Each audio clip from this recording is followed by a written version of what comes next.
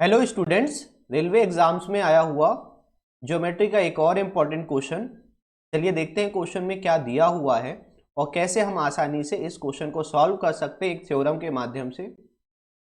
तो क्वेश्चन में दिया है, दी गई आकृति में डीई पैरेलल है बीसी के। एक फिगर आपको पहले से बना हुआ है इस क्वेश्चन में और हमें बोला है कि ये जो डीई लाइन है वो बीसी के पैरेलल है।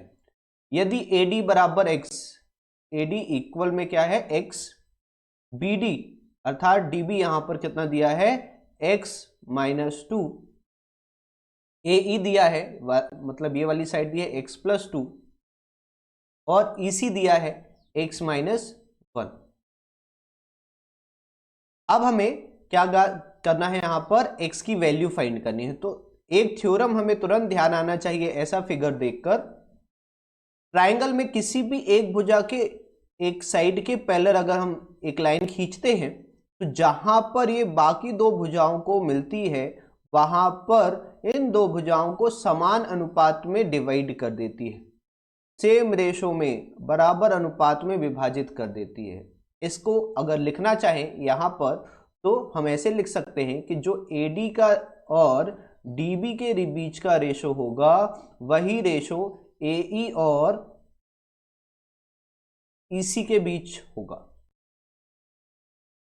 ध्यान रखेंगे थ्योरम ऐसा फिगर दिख जाए कि एक भुजा के पैरेलल दूसरी लाइन खींची है तो हमेशा ऐसा होगा कि जहां पर भी ये भुजा मिल रही है ये इस भुजाओं को समान अनुपात में विभाजित करेगी और इस क्वेश्चन में ऐसा होगा। जब ऐसा आपको पता है तो आसानी से आप वैल्यू पुट करके इसका आंसर निकाल सकते हो। एडी की वैल्यू एक्स दी है, डीबी की वैल्यू एक्स माइनस टू दी है, एई की वैल्यू दी है आपको एक्स प्लस टू और ईसी की वैल्यू दी है x minus one. Cross multiply करेंगे तो एक्स माइनस वन इक्वल में क्या एक्स माइनस टू और एक्स प्लस टू, ये हो जाएगा अंदर गुणा तो एक्स स्क्वायर माइनस एक्स और यहाँ आइडेंटिटी लग जाएगी एक्स ए माइनस बी और ए प्लस बी क्या होता है ए माइनस बी। वैसे पता होता है आप लोगों को, अगर नहीं पता तो मैं लिख देता हूँ ए माइनस बी और ए प्लस बी का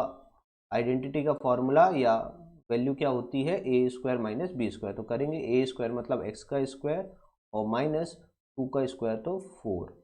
ये एक्स स्क्वायर से x square cancel, minus x की वैल्यू क्या मिली माइनस फोर, तो ये माइनस से माइनस भी कैंसिल कर दिया तो एक्स की वैल्यू हमारे पास क्या मिल गई फोर। तो ऑप्शन सी हमारा राइट आंसर हो जाएगा इस क्वेश्चन का।